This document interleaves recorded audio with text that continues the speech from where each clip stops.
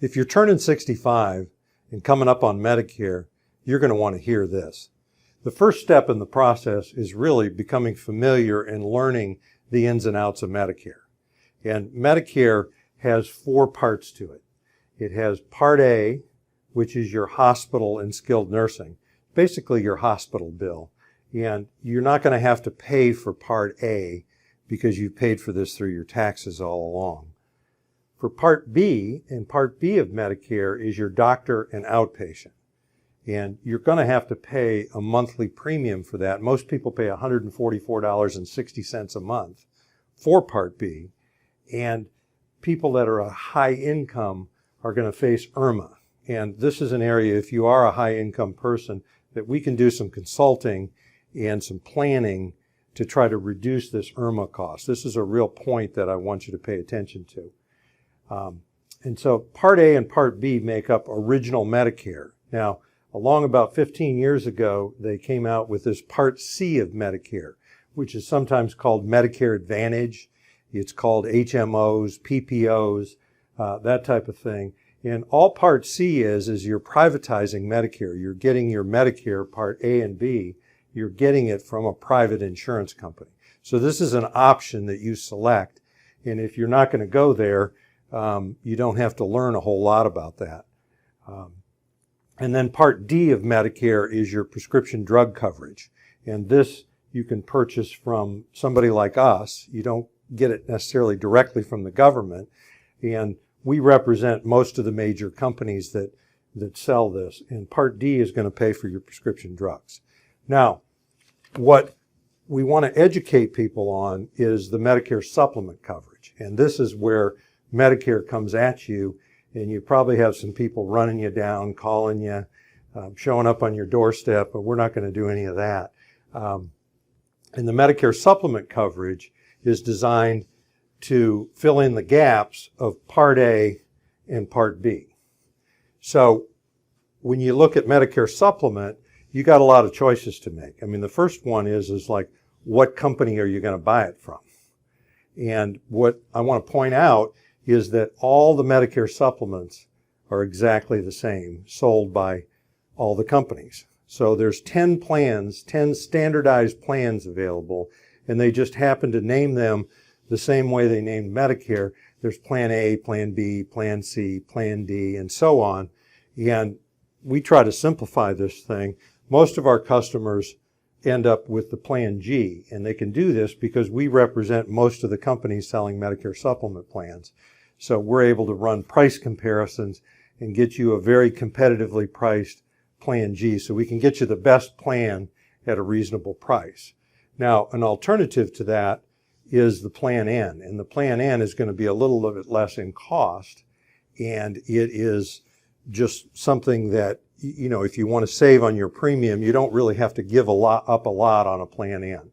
But the real point that I want you to get is that the Plan Gs or the Plan Ns from company to company are exactly the same. So don't buy this stuff from the first person that calls on you or from a person that only represents one company. Now, if you're coming on Medicare, you're going to be entitled to an open enrollment. And for the 6 months, the first 6 months that you're on Medicare, you can buy these Medicare supplement policies from any company that sells them, regardless of your health. We can ask you no health questions during open enrollment. And this is significant for people that have underlying chronic conditions like diabetes or, you know, somebody that has cancer, kidney dialysis, very serious conditions. You can buy insurance during open enrollment. You can buy a Plan G from any company that sells it, and they can't answer you any health questions. If you've been on Medicare for many years due to disability, so you've been on Part A and Part B, you're also entitled to this open enrollment when you're turning 65. So you're going to want to get in touch with us. We can explain that to you. Now, they don't call them Plan Gs and Plan Ns in Massachusetts, Minnesota, or Wisconsin, but they have something very similar. So if you're turning 65, going on Medicare, you really have a decision to make. Am I going to go with original Medicare, Part A and Part B? I'm going to pass on Part C. I'm not going to sign up for that. I don't want the privatized deal. and I want to go on a Medicare supplement. So I'm going to have A, B, and a Plan G. And then if you want to, and you do this, you're going to need to sign up for a separate Part D plan, and you can do that through us. So what most of our customers end up doing is they sign up for A, they sign up for B, they enroll in a Plan G, and then they sign up for a Plan D. Now, where do I sign up for Medicare? You do that with the Social Security Administration.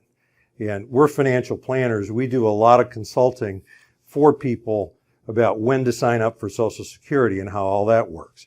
Now, some of you can sign up for Social Security as early as age 62. Some of you are probably already on Social Security. And if you are, they're just going to mail you a card and sign you up for Part A and Part B. You're just going to get it in the mail. If you're not receiving Social Security yet, and then you're deciding when you're going to start, a lot of people think it just starts at 65. And that's not correct.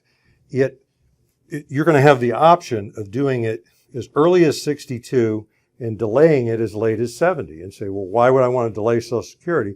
The longer you delay, the bigger your check is. Okay? That doesn't mean everybody should wait till 70. There's a lot of factors in the consideration of this. But the point being is you're going to get in touch with the Social Security Administration to sign up with Medicare. And you can do this stuff online. And at the same time, you're probably going to investigate your Social Security. And what I want to point out is your full retirement age is not 65. For those of you born in 1955, it's 66 in 2 months. 1956, it's 66 in 4 months, and so on. So you can start it then and you'll get your full benefit. You can also delay it as much as 70. And your spouse factors into this as well. Either your current spouse or your divorced spouse, or if you're a widow or widower. So there are benefits available for your spouse, or if you are the spouse, you could possibly get some benefit off of your spouse's earnings record. So what I want to do is I've written a couple of books on these subjects. They're both here. You can get them at our website, cardinalguide.com. You can get them on Amazon. If you want this consulting, you want our help with this, we do this stuff by telephone in all 50 states and the District of Columbia. There's our phone number. I also put out every Saturday, I'm on the radio, a Finishing Well podcast. You can find that on all the podcast apps. I'm Hans Scheil, and I thank you for listening.